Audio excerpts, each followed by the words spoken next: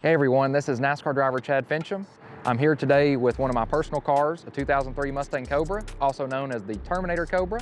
And I wanted to kind of show you a little bit about what I've done to that car over the last couple months to enhance it and make more power.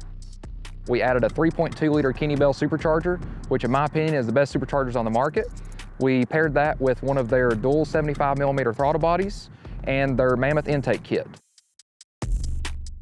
This car on 18 pound of boost and 93 octane made a little over 620 horsepower to the rear tires, which for a street car is a blast to drive.